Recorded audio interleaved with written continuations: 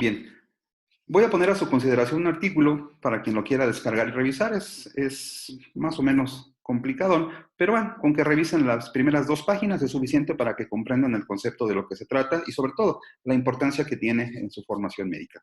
Proteóstasis, entonces, para comenzar, les decía, se refiere a la homeostasis de proteínas en la célula. ¿Sí? Vamos a hablar entonces hoy, ya con la información que tenemos de aminoácidos, proteínas, cómo se manipulan, recambio proteico en el organismo, etcétera, etcétera, cómo se lleva a cabo la homeostasis, pero ya ahora celular. ¿Cómo sabe la célula, cómo regula la célula lo que va a ocurrir en los diferentes procesos que involucran tanto el metabolismo de aminoácidos, proteínas particularmente? Y debo decirles que esta condición de conservación de las interrelaciones entre todo lo que tiene que ver con el metabolismo proteico en la célula, incluye todo lo que tiene que ver desde cómo se sintetiza, cómo se fabrica una proteína en la célula, cómo se regulan los procesos mediante los cuales se lleva a cabo el proceso de síntesis, cómo se garantiza que la proteína esté bien hecha, cómo se garantiza que la proteína sea íntegra, por supuesto, y que pueda ser funcional, que pueda ubicarse, que pueda ser trasladada al lugar de la célula donde tiene que funcionar para que lleve a cabo, insisto, la función necesaria. ¿Cómo le hacemos para regular su eliminación, su reciclamiento, para conseguir que las proteínas que tenemos en la célula pues sean íntegras, sean funcionales y por supuesto que sean efectivas en cuanto a su funcionamiento en la célula? Y también cómo las proteínas van a ser degradadas cuando han cumplido algún periodo de vida, que ya lo habíamos comentado en sesiones, y también cómo le hacemos para intentar corregir algunas fallas en la estructura molecular de una proteína, si es que se puede corregir, y en caso de no poderlo hacer, pues de qué manera las eliminamos, de qué manera las destruimos, que también lo hemos comentado. Y por supuesto todo esto tiene que ver con el mantenimiento, la presencia de un estado de condición sana en la célula, o bien la presencia y el desarrollo de algunas patologías. Bien, vean esta imagen entonces para comenzar. La proteóstasis entonces se refiere a una secuencia de acontecimientos en la célula que tiene que ver con el proceso de síntesis proteica, que como se darán cuenta ya saben aquí de qué vamos a comentar en un momento, cómo se lleva a cabo una vez que la proteína está siendo formada, está siendo sintetizada, cómo va adquiriendo una conformación, ¿se acuerdan? Secundaria, terciaria, para que pueda tener una función. Las proteínas para funcionar, acuérdense que además de tener la estructura, la secuencia de aminoácidos conveniente, deben de tener también una conformación espacial adecuada. ¿Cómo le hacemos para protegerla? Que no sea deteriorada, que no se dañe, porque acuérdense que en la célula tenemos enzimas, tenemos pH, tenemos ciertas sustancias que pueden oxidar, marcar, deteriorar la proteína. ¿Cómo le hacemos para protegerla? Una vez que lo hacemos, ¿cómo la modificamos para que pueda llevar a cabo funciones específicas o que pueda ser incorporada a algún proceso metabólico? También, ¿qué pasa cuando las proteínas empiezan a agregar unas con otras, ya sea de manera inadecuada? ¿Qué puede ocurrir? ¿Cómo las marcamos para degradar? ¿Cómo aseguramos su funcionamiento? Y finalmente también quiero terminar la sesión del día de hoy indicándoles por qué estos temas que voy a comentar, que si bien es cierto tienen que ver con un poco de biología molecular, un poquito de genética, ¿qué relación tienen con esto, doctores? Con las fisiopatologías y, por supuesto, la interacción entre los humanos con el medio ambiente. Por eso, recuerden, me interesa mucho que los temas que veamos, las generalidades que estamos comentando con alguna o mayor profundidad, sobre todo que sepan ustedes que les sirven en su práctica médica, es lo más importante. Bueno, comenzaré de manera muy general. Ustedes ya conocen este esquema que tiene que ver con la síntesis proteica. Yo creo que cualquiera de ustedes, si yo le preguntara en este momento, me podría explicar con relativa facilidad que el proceso de síntesis proteica es una serie de eventos que ocurren en la célula y que tienen por finalidad conseguir que a partir del material genético, de una cadena doble de DNA, podamos hacer una copia de esa cadenita en forma de RNA, ¿se acuerdan? El RNA mensajero. Este proceso se denomina de manera general transcripción y que una vez que se ha generado esta cadenita, esta copia de RNA a partir de DNA, este RNA mensajero, tenga la posibilidad de salir del núcleo, que es donde se está llevando a cabo el proceso en los eucariotas, cómo sale el núcleo, y una vez dentro del citoplasma, les puedo pedir, jóvenes, a ver si por ahí pueden apagar sus micrófonos. Por ahí estamos escuchando algo. que pudiéramos entonces, una vez que este RNA mensajero pueda salir, incorporarse al citoplasma y en el citoplasma ser enviado a la estructura celular que se encarga de traducir químicamente esta secuencia. ¿Se acuerdan esta secuencia de nucleótidos que vienen en el RNA mensajero y que es el ribosoma? ¿Cómo se hace para que este proceso, que ya se llama traducción, cómo le hacemos para que esa traducción sea completada de manera correcta con sus tres fases? ¿Se acuerdan? Que es la iniciación, la elongación o crecimiento y la terminación, asegurando con ello que a medida que va dándose la lectura, la traducción, la interpretación de la secuencia de tripletes en este mensajero, cómo la célula va a reconocer el inicio, la continuidad, la terminación de la instrucción, y eso se va a traducir finalmente en la formación y el agregado de aminoácidos y el crecimiento de una proteína. Este proceso, por supuesto, ustedes ya lo han conocido de muchas maneras y que no les comentaré detalles al respecto en este momento porque las tareas que van a realizar les van a permitir entender de manera muy clara y precisa y de una manera muy didáctica cómo se llevan a cabo los procesos. Bien, lo que sí me parece importante decirles es lo siguiente.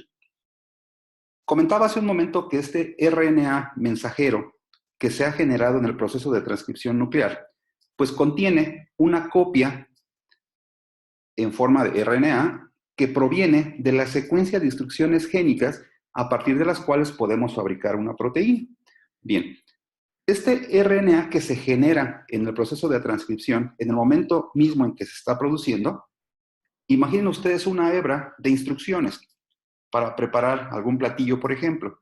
Esta secuencia de instrucciones no viene ordenada o no viene estructurada de una manera lógica. ¿Qué significa esto? Que esa secuencia de instrucciones que proviene en ese RNA que se ha formado no es leíble, no se podría traducir directamente. Ese RNA mensajero que se ha formado tiene que ser modificado, tiene que ser procesado para que de esta manera se forme una secuencia de nucleótidos que sí logre ser entendida por el ribosoma y pueda llevarse a cabo la lectura. Acuérdense ustedes, por cierto, en cuanto a ribosomas, que estos se localizan en el citoplasma de manera soluble, nadando por ahí entre las corrientes celulares, pero también tenemos una cantidad muy importante de ellos adheridos a la superficie del retículo endoplásmico rugoso, ¿sí? Que son los sitios donde se lleva a cabo la traducción. Bueno, hoy les comentaré entonces un poco acerca del procesamiento del RNA, es decir, cómo se prepara el RNA transcrito para que pueda ser leído e interpretado por el ribosoma. Y para eso me va a permitir explicarles esta imagen que es muy simple y sencilla. Tenemos aquí la secuencia de DNA. Esto lo que nos está indicando es que se ha generado el RNA en el núcleo.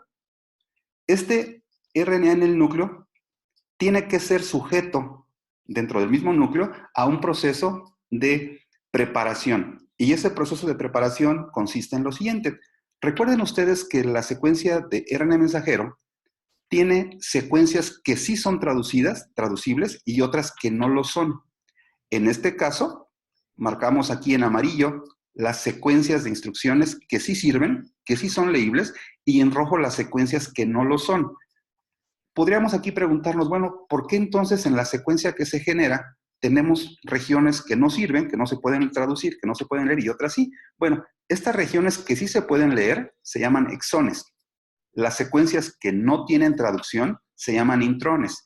Pero entonces, ¿por qué el DNA nos permite producirlas a partir del RNA mensajero? Bueno, porque lo que ocurre es que estas son secuencias que lo que hacen es darle estructura, estabilidad al proceso de DNA, a la cadena de DNA. Son secuencias de nucleótidos que, si bien es cierto no tienen una función propia en la síntesis proteica, sí lo tienen para darle estabilidad molecular tanto a la hebra que se ha generado y a la misma estructura del DNA. Entonces, son estructuras, son secuencias de nucleótidos que no tienen una función en la traducción, en la síntesis de proteínas, pero que sí sirven para dar estabilidad molecular tanto al DNA como a la misma hebra del RNA.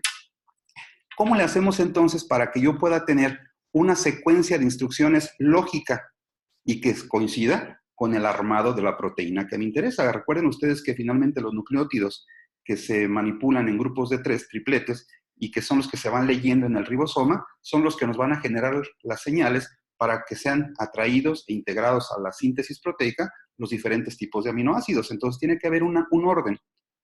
Bueno, lo que ocurre es lo siguiente, doctores.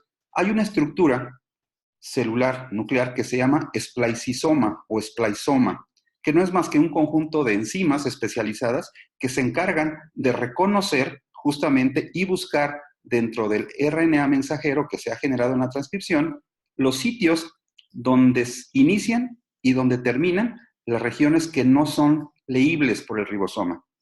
Y este spliceosoma marca el inicio de cada uno de los sitios donde no se va a poder leer y la terminación del mismo.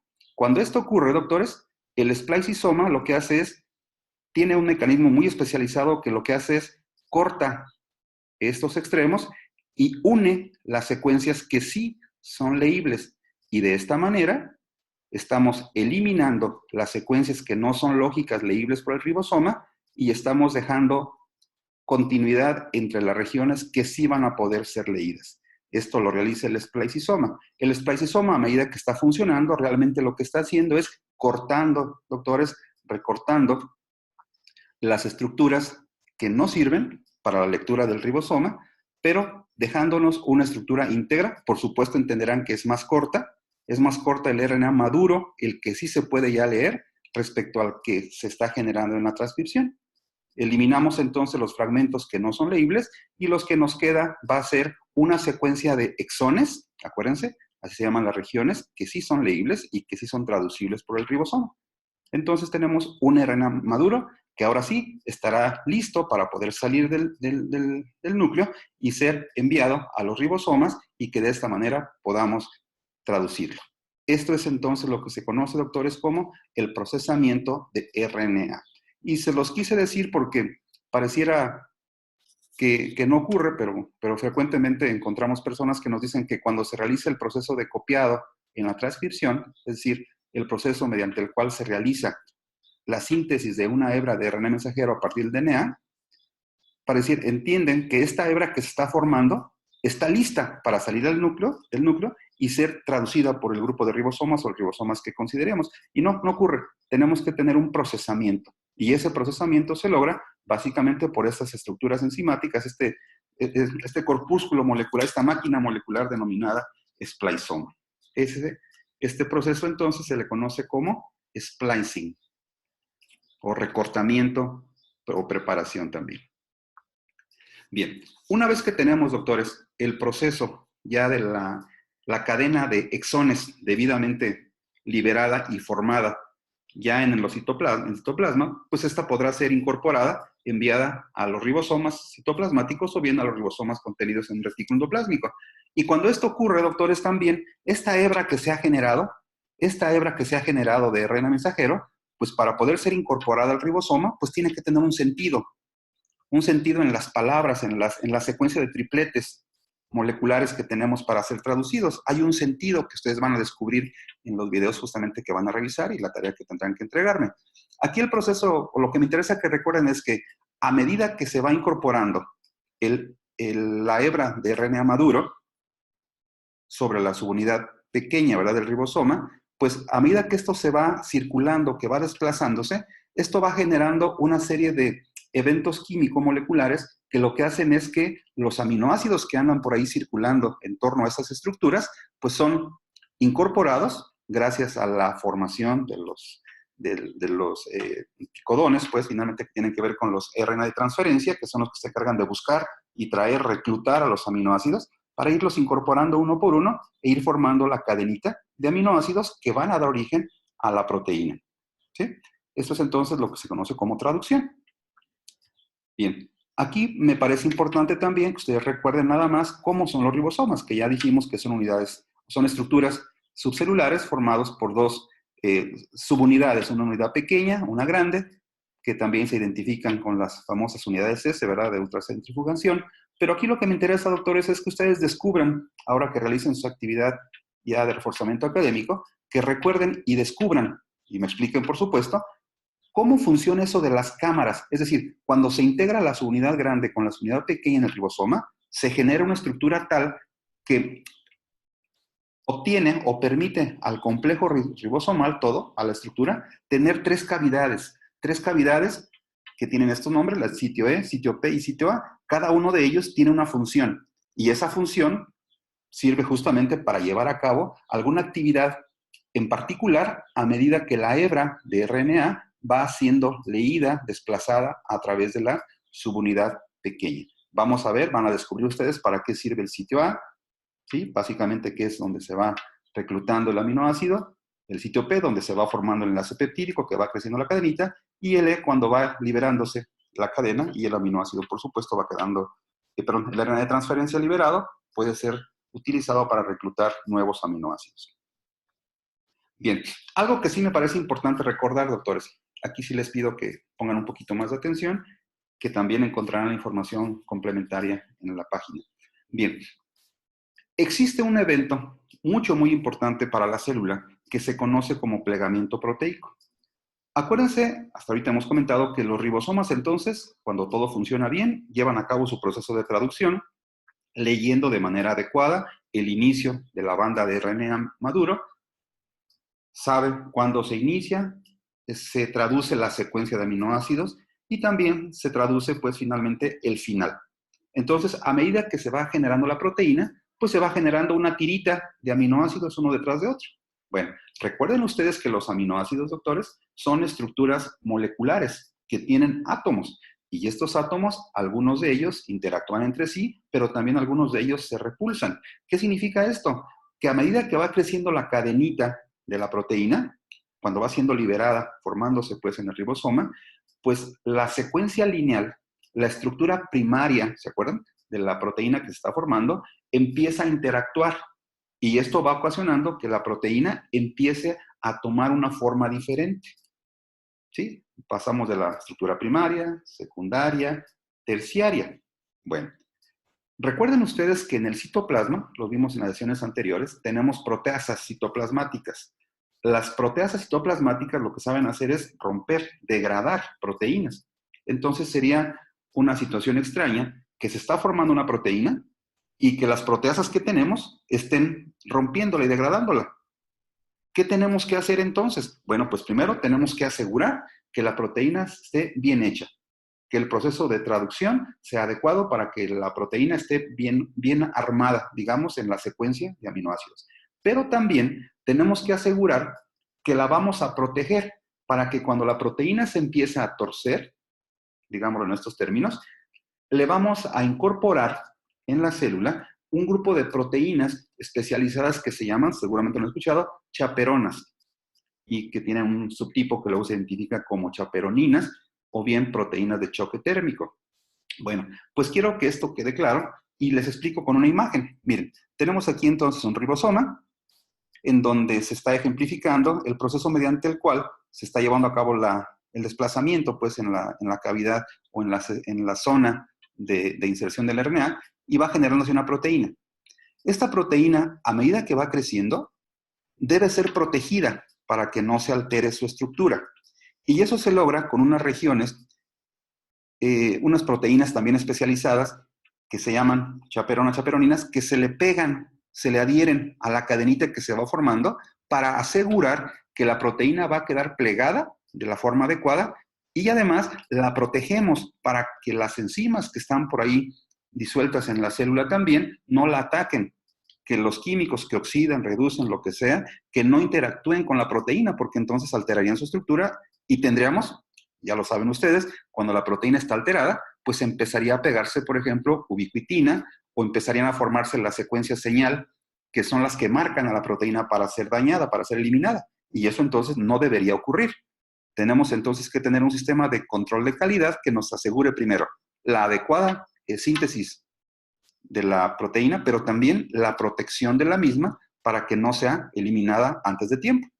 Y eso se logra con esas famosas moléculas llamadas chaperonas, que repito, tienen muchos tipos, unas son las chaperoninas, otras son las HCSP y otras estructuras. Esto asegura finalmente entonces, doctores, que la proteína que se está formando esté protegida y esté debidamente plegada. Por eso se llama plegamiento proteico. Aquí, antes de pasar a la siguiente imagen, ¿qué se les ocurre que puede pasar cuando una proteína no se pliega de manera adecuada? o que no tenemos las proteínas que la protegen, las chaperonas, chaperoninas, que la protegen de manera adecuada, pues la proteína no va a funcionar, va a poder ser deteriorada, degradada y no cumplirá su función. Bien, en esta imagen también, para que quede muy claro el concepto que me interesa, recuerden, es que el ribosoma sintetiza la proteína y un grupo de chaperoninas, las HSP, que se identifican con números, vean lo que hacen, ayudan, protegen, aseguran, cuidan el plegamiento adecuado de la proteína, por supuesto que son procesos que requieren energía, y vean, forman un grupo, algunas de ellas forman una estructura de protección que asegura que la proteína pueda entonces terminar bien su plegamiento y quede lista para que pueda ser, ahora sí vean, una proteína debidamente plegada y de esta manera pueda iniciar el proceso que sigue. Ya tenemos a la proteína hecha. ¿Qué seguirá? Pues el proceso de marcaje, el proceso de envío, de transporte al sitio celular en donde se requiera. Y eso lo ejemplificamos con esta imagen muy sencilla. En el proceso primero de transcripción se logra la síntesis del RNA. Este sufre el procesamiento adecuado para formar el RNA maduro, que puede ser traducido por los ribosomas, los cuales sintetizan a las proteínas, ya sea en el citoplasma, o bien los que se encuentran adheridos al retículo endoplásmico, ¿verdad?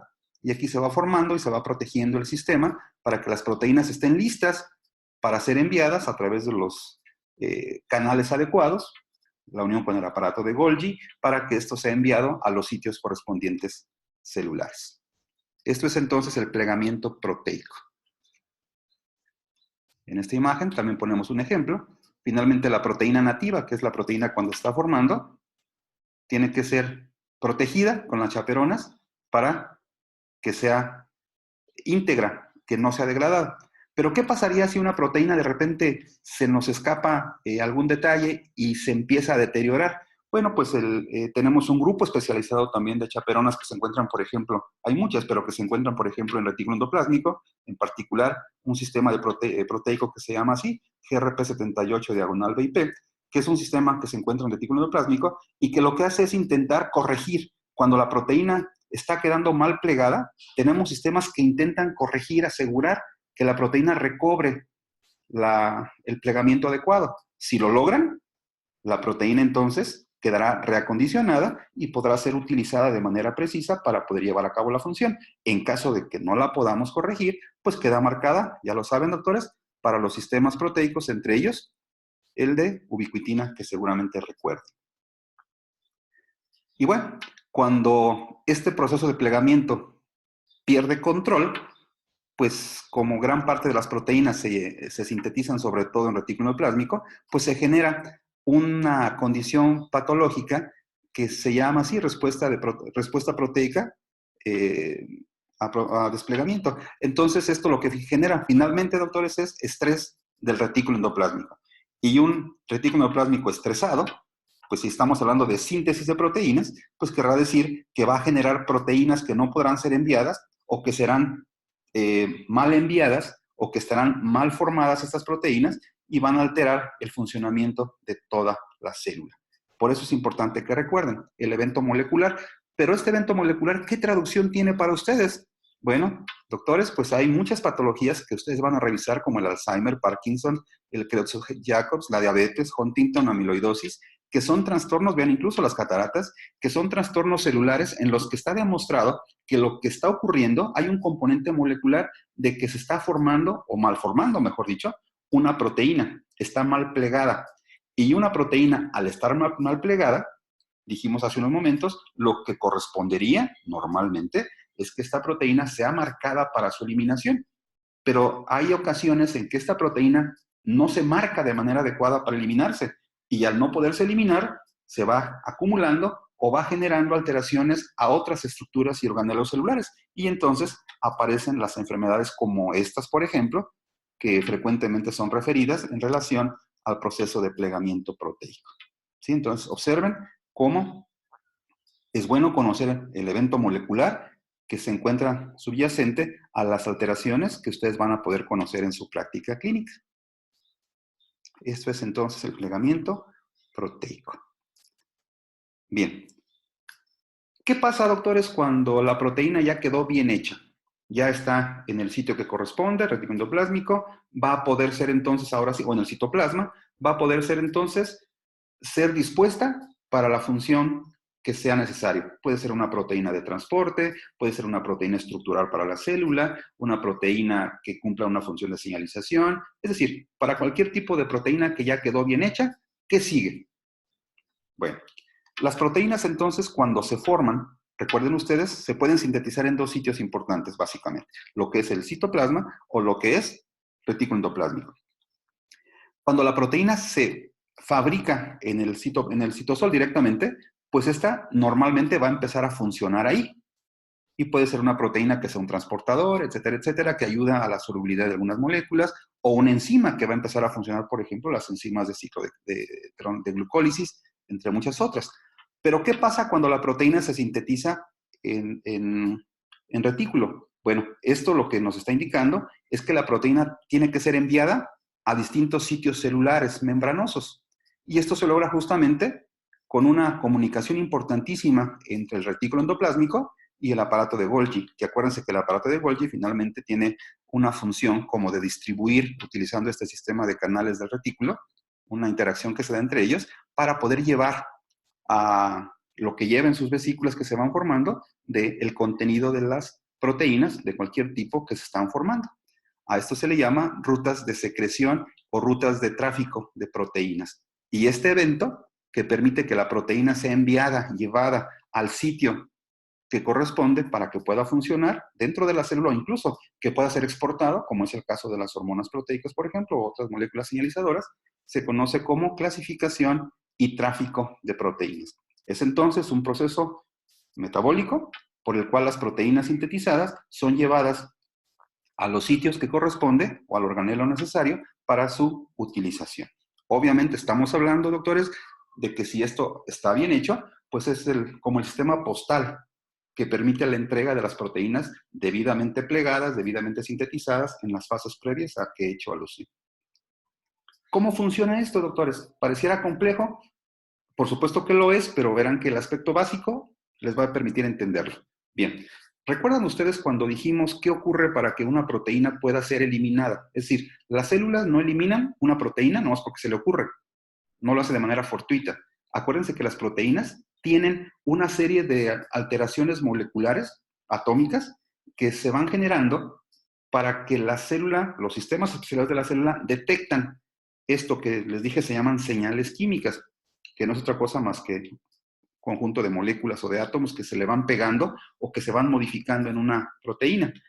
Y esto ocurre también en el caso de la clasificación y tráfico. Nada más que cuando una molécula proteica se clasifica o le ponemos una etiqueta, un péptido señal de clasificación y tráfico, lo que nos está indicando es que le estamos diciendo a esa proteína que se está formando, repito, péptido señal, que son secuencias de algunos aminoácidos que se unen a esa proteína, es como el código postal químico que le damos a la proteína para que el sistema celular pueda reconocerla y llevarla a los sitios que correspondan. En este cuadrito, que espero que alcancen a apreciar, les indico algunas secuencias típicas que ya se conoce y se sabe que se encuentran en una proteína y que le están indicando a la célula en particular cuando tiene que ser, por ejemplo, una proteína enviada al núcleo, cuando tiene que ser sacada del núcleo, cuando va a formar parte de una estructura mitocondrial, ¿sí? Cuando va a un peroxisoma, etcétera, etcétera. ¿Qué es lo que me interesa que recuerden, doctores, entonces? Que las proteínas, cuando están bien hechas y ya están listas para funcionar, pueden quedarse en el citoplasma. ¿Y cómo sabe la célula que se va a quedar en el citoplasma de esa célula? Bueno, primero porque se ha sintetizado el citoplasma y después porque tiene un péptido, una secuencia de aminoácidos que le están indicando que sus receptores se encuentran en el citoplasma y por tanto ahí se quedará para funcionar. ¿Cómo sabe la célula que tiene que utilizar el sistema de membranas para llevar o distribuir esta proteína o grupo de proteínas a los distintos organelos o incluso a la membrana para que sea exportada? Pues porque tiene un código postal químico que se llama péptido señal particular que reconoce mediante receptores, que también ya lo hemos comentado, en dónde se va a localizar, a dónde va a ser llevado, a la mitocondria, ¿sí? Al núcleo, a la membrana nuclear, a cualquiera de los organelos. Así es como funciona, doctores, esto de la clasificación y el tráfico de proteínas. ¿Sí? Finalmente, entonces, un sistema que cuando se ha formado una proteína, debemos tener el control de calidad necesario, de plegamiento proteico, ¿verdad? Para asegurar que la proteína funcione y de esta manera puede ser enviado o distribuido a la célula para que lleve a cabo la función particular. Y bueno, terminamos con lo mismo también, ¿verdad? Que he comentado en las demás sesiones. ¿Qué importancia tiene eso para ustedes, doctores? Sabemos que son eventos moleculares interesantes, con cierto grado de complejidad, con cierto grado incluso de atracción, ¿verdad? Porque es increíble que estos procesos ocurran en las células en estos momentos en nosotros, pero para ustedes como médicos, ¿qué importancia tiene saberlo? Bueno, doctores, revisen esta columna de la izquierda, que son también alteraciones o patologías que van a tratar ustedes en su vida clínica cotidiana. Y vean, en todos ellos, doctores, hay defectos en esto mismo, en la clasificación, en la distribución y en el tráfico de proteínas. O sea, tenemos enfermedades celulares. Entonces, en la medida en que ustedes conozcan que tenemos un evento molecular también, pues podrán complementarlo con su práctica farmacológica, con su práctica clínica y podrán entonces hacer un mejor diagnóstico, un mejor tratamiento y pues por supuesto un mejor trato, una mejor intervención hacia sus pacientes.